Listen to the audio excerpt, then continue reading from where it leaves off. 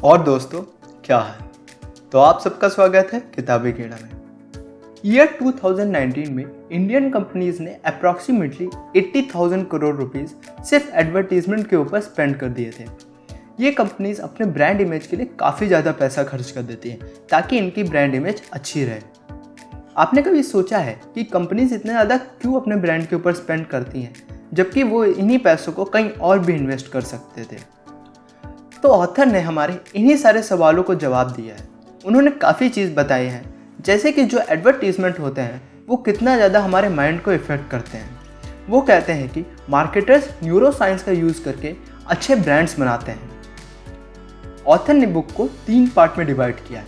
पहले पार्ट में उन्होंने ब्रांड और ब्रेन के कनेक्शन के बारे में बताया है। दूसरे पार्ट में उन्होंने ब्रांड को नए तरीके से बनाने के स्टेप्स प्रोवाइड किए हैं। और आखिरी पार्ट में उन्होंने बताया है कि हम भी कैसे एक अच्छा ब्रांड बना सकते हैं। तो चलिए जानते हैं कि पार्ट 1 में कैसे न्यूरो साइंस का यूज़ करके मार्केटर्स अच्छे ब्रांड्स बनाते हैं। First point, how brands enter the mind. As a marketer आपको समझना पड़ेगा कि ह्यूमन ब्रेन बहुत ही कॉम्प्लेक्स चीज़ होती है। ह्यूमन ब्रेन में 100 बिलियन न्यूरॉन्स होते हैं जिनसे सारी इंफॉर्मेशन ट्रांसमिट होती है, और हमारा ह्यूमन ब्रेन बहुत सारे एजम्पशंस करता है और उसके बेसिस में डिसाइड करता है। हिल्के प्लेसमैन ने 2008 में एक स्टडी की जहाँ पे वाइन लवर्स को सेम वाइन दी गई, पर उनके वाइन के प्राइस को अलग अलग बताया गया कि एक वाइन $10 की और दूसरी $90 की, पर रियलिटी में दोनों सेम थी। जब लोगों ने वो ड्रिंक की तो उन्होंने बताया कि $90 वाली ज़्यादा अच्छी है, और उनके ब्रेन में टेस्ट एरियाज में कोई भी डिफरेंस नहीं पाया गया। जबकि उनके एक ब्रेन पार्ट जो कि ऑर्बिटोफ्रंटल कॉर्टेक्स, जो कि मेनली एक्सपीरियंस से रिलेटेड होता है, उसमें काफ़ी डिफरेंस देखने को मिला। ऐसा डिफरेंस इसलिए देखने को मिला क्योंकि उनको पहले से ही बता दिया था कि एक $10 की और दूसरी $90 की, जिसकी वजह से उनके ब्रेन ने एक्सपेक्टेशन रख ली थी कि $90 वाली अच्छी लगेगी। इसीलिए ज़्यादातर कंपनीज अपने ब्रांड की इमेज अच्छी रखना चाहते हैं ताकि कंज्यूमर उनके ब्रांड का नाम सुनते अच्छा फील करें और उनके प्रोडक्ट को खरीद लें।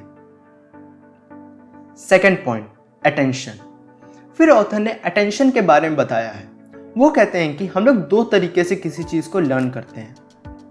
पहला, हाई इन्वॉल्वमेंट प्रोसेस, जिसमें हम बहुत ज़्यादा फोकस देते हैं और एक एक फैक्ट को अंडरस्टैंड करते हैं और इन्फॉर्मेशन को रिटेन करते हैं। और दूसरा, लो इन्वॉल्वमेंट प्रोसेस, जिसमें हम लोग शैलो अटेंशन देते हैं। फॉर एग्जाम्पल, अगर आप कोई भी मूवी पहली बार देख रहे होते हैं तो आप उसके हर सीन को ढंग से देखते हैं ताकि आप उस फिल्म की स्टोरी लाइन को ढंग से समझ पाएँ। बट जब आप उसी मूवी को दूसरी बार देख रहे होते हैं तो आप उतना ध्यान नहीं देते। तो ऑथर ने मार्केटर्स को सजेस्ट किया है कि वो लोग लो इन्वॉल्वमेंट प्रोसेस का यूज़ करें, बिकॉज जब आदमी शैलो अटेंशन दे रहा होता है तो वो बहुत ज़्यादा आर्ग्यूमेंट नहीं करता और आपके ब्रांड को एज इट इज़ एक्सेप्ट कर लेता है। Third point, how brands live in memory. चलिए अब जानते हैं कि कैसे जो बड़े ब्रांड्स होते हैं वो हमारे माइंड में अपने ब्रांड्स का स्टैम्प लगा देते हैं, जिसकी वजह से हम उनके ब्रांड्स को भुला नहीं पाते। अगर मैं आपसे पूछूं कि आप एप्पल ब्रांड का नाम सुन के क्या बोलेंगे, तो काफ़ी लोग होंगे जो कि थिंक डिफरेंटली बोलेंगे।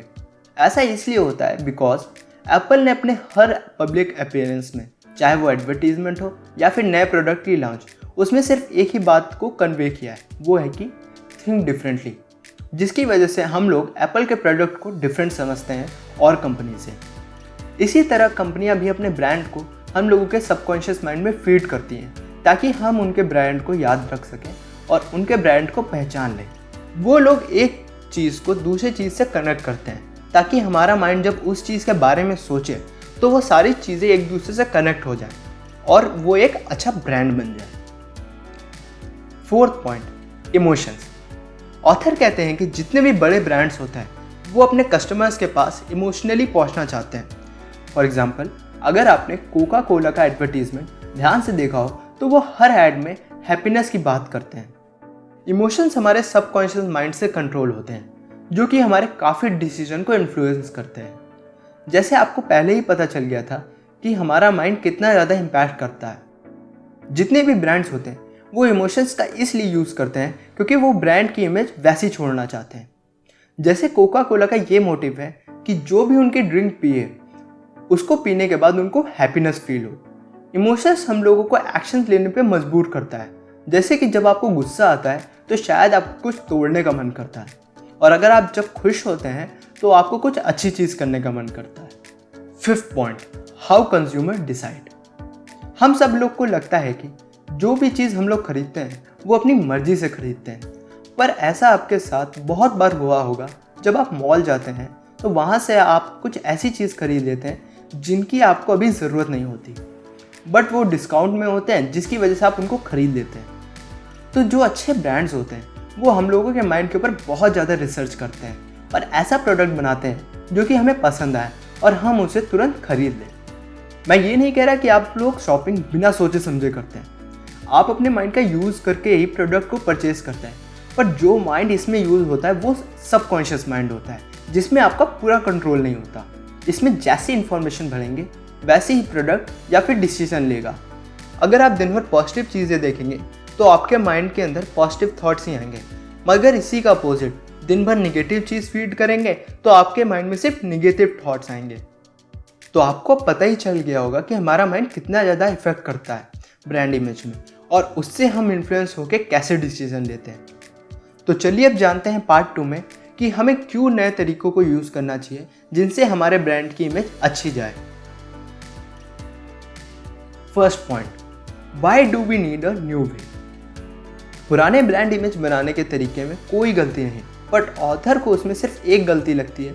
वो ये है कि ब्रांड अपने सिर्फ एक प्रोडक्ट में ज़्यादा फोकस करते हैं, ना कि अपने कंपनी इमेज में। अगर डेल का एग्जांपल लें तो आप डेल का नाम सुन के सिर्फ लैपटॉप्स की इमेज आती होगी, बट डेल के और भी प्रोडक्ट्स हैं, बट उनका मेन बिजनेस सिर्फ कंप्यूटर से होता है। वहीं अगर एप्पल का एग्जांपल लें तो एप्पल का नाम सुन के हम उनके मैकबुक, आईफोन, एयरपॉड और भी चीज़ों को सोच सकते हैं, क्योंकि उन्होंने एक ब्रांड बना लिया है जो कि स्पीक करता है थिंक डिफरेंटली। ऑथर कहते हैं कि हमें अपने सिर्फ एक प्रोडक्ट पे फोकस नहीं करना चाहिए, बल्कि अपने ओवरऑल ब्रांड पे फोकस करना चाहिए, क्योंकि अगर लोगों के माइंड में सिर्फ एक टाइप की इमेज बन जाती है तो उसको निकालना बहुत मुश्किल हो जाता है। Second point, making the brand fantasy. अब बात आती है तो हम कैसे एक ब्रांड को बनाएं जो कि लोगों के माइंड पे एक इम्पैक्ट डाल सके। ऑथर ने हमें सजेस्ट किया है कि जब भी एक ब्रांड बना रहे होते हैं तो उसके 3 C's पे चेक करना चाहिए। First C, consumer. आपका ब्रांड आपके कंज्यूमर को रिप्रेजेंट करना चाहिए, क्योंकि हम लोग उसी से इन्फ्लुएंस होते हैं जो कि हमारी तरह होता है।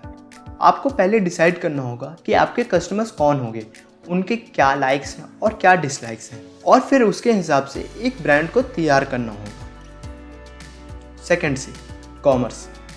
फिर आपको ये भी देखना होगा कि जो आपका कॉम्पिटिटर है उससे क्या अलग वैल्यू आप प्रोवाइड कर रहे हो जिसकी वजह से आपका प्रोडक्ट उनसे अलग है, और उस पॉइंट को आपको अपने ब्रांड में शो करना चाहिए ताकि लोग आपके ब्रांड की वैल्यू को समझें और ये भी समझें कि आप क्या अलग कर रहे हो। Third C, culture. आखिरी और मोस्ट इम्पॉर्टेंट, आपको देखते रहना चाहिए कि मार्केट में किस चीज़ का ट्रेंड चल रहा है और उसके हिसाब से अपने प्रोडक्ट और ब्रांड को डेवलप करें। और अगर आप एक ही चीज़ में स्टक हो जाते हैं तो आपके बहुत ज़्यादा चांसेस हैं कि आप मार्केट से बाहर हो जाएंगे, जैसे कि नोकिया हो गया था। तो दोस्तों, अब आपको ये भी पता चल गया होगा कि पुराने ब्रांड बनाने में क्या कमी है और हमें एक ब्रांड में कौन कौन सी चीज़ों का ध्यान रखना चाहिए जिसकी वजह से हम एक अच्छा ब्रांड बना सकें। अब हम देखेंगे कि कैसे एज अ मार्केटर हम सबकॉन्शियस माइंड का यूज़ करके एक अच्छे ब्रांड को बना सकते हैं। First point, filling your brand bucket. अब आप लोग सोच रहे होंगे कि ये ब्रांड बकेट क्या है। जितनी भी चीज़ें आपके ब्रांड को अच्छी बनाएंगी और एक अच्छी इमेज को क्रिएट करेंगी, उनकी लिस्ट बनाएं और एक बकेट में डाल दें। अब आपके पास वो सब चीज़ें हैं जिन पे आप ध्यान देकर अपने ब्रांड को अच्छा बना सकते हैं। कुछ आइटम जो ऑथर ने बताए वो हैं, फर्स्ट, नेम।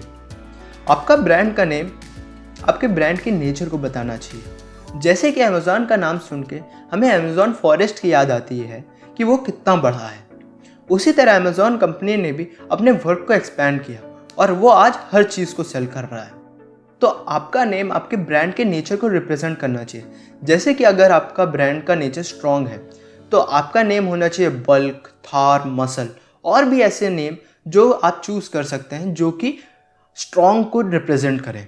बस आपको ये ध्यान रखना होगा कि नेम उसी नेचर का हो और वो दोनों एक दूसरे से मिलते जुलते हों। Second, design.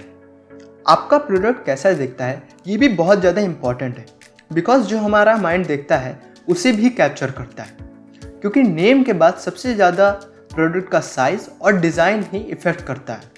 इसीलिए आपने देखा होगा कि कुछ शैम्पू की बॉटल अलग डिज़ाइन की होती है और दूसरी कंपनी की अलग डिज़ाइन की।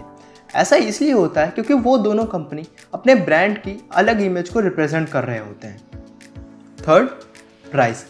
आखिरी और सबसे इम्पॉर्टेंट थिंग, आप जैसे अपने प्रोडक्ट की प्राइस रखते हैं वैसे ही आपके प्रोडक्ट की क्वालिटी डिसाइड होती है। मान लीजिए अगर कल से मार्केट में अनलिमिटेड डायमंड आ जाए और उसकी प्राइस बहुत ज़्यादा लो हो जाए तो उसकी उतनी वैल्यू नहीं रह जाएगी जितनी आज है, क्योंकि अभी लोग डायमंड इसलिए चाहते हैं क्योंकि उसकी डिमांड और प्राइस दोनों हाई है, जिसकी वजह से वो वैल्यूबल होता है। इसी तरह अगर आप अपने प्रोडक्ट की वैल्यू बहुत ज़्यादा हाई या फिर बहुत ज़्यादा लो रख देते हैं तो आपकी ब्रांड की वैल्यू गिर जाती है। Second point, researching unconsciousness.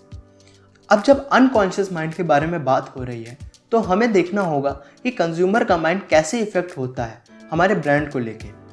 हमारा नाम, हमारा प्राइस और हमारे प्रोडक्ट का डिज़ाइन उनके माइंड पे कैसे इफेक्ट कर रहा होता है। अब आपको कैसे पता चलेगा कि कंज्यूमर पे कैसा इफेक्ट हो रहा है? इसके बारे में पता लगाने के लिए ऑथर ने हमें 4 वेज दिए हैं जिनको अप्लाई करके हम ये सब जान सकते हैं। First way, pay attention to body language. आप उनके बॉडी लैंग्वेज को देखिए कि कौन सी बातें उनको एक्साइट कर रही हैं और कौन सी नहीं, किन बातों पे वो डिसएग्री हो जाते हैं। आप ऐसी छोटी छोटी चीज़ों पे ध्यान देकर काफ़ी कुछ अपने कंज्यूमर के बारे में जान सकते हैं। Second way, listen to tone not just words. जैसे कि आपने उनके बॉडी लैंग्वेज पे ध्यान दिया, उसी तरह आपको उनके पिच पे भी ध्यान देना चाहिए कि कब वो तेज बोल रहे हैं और कब धीरे।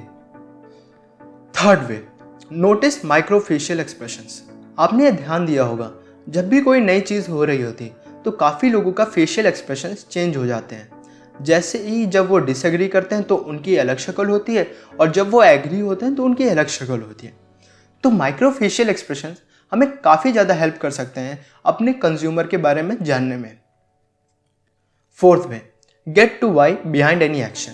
जैसे कि हर आदमी के एक्शन के पीछे एक रीज़न होता है, वैसे ही कंज्यूमर के प्रोडक्ट खरीदने के पीछे एक रीज़न होता है। बस आपको वो जानना है और आप काफ़ी कुछ अपने प्रोडक्ट और कंज्यूमर के बारे में जान जाएंगे। Third point, developing the new products.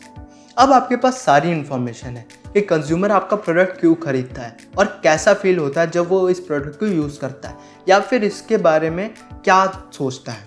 अब आपको नए प्रोडक्ट को इनोवेट करना चाहिए ताकि आप अपने ब्रांड के अंदर काफ़ी सारे प्रोडक्ट्स को और चला सकें, वरना आपका भी हाल डेल की तरह हो जाएगा जिसके बारे में सोच के सिर्फ हमें डेस्कटॉप या लैपटॉप के बारे में ख्याल आते हैं।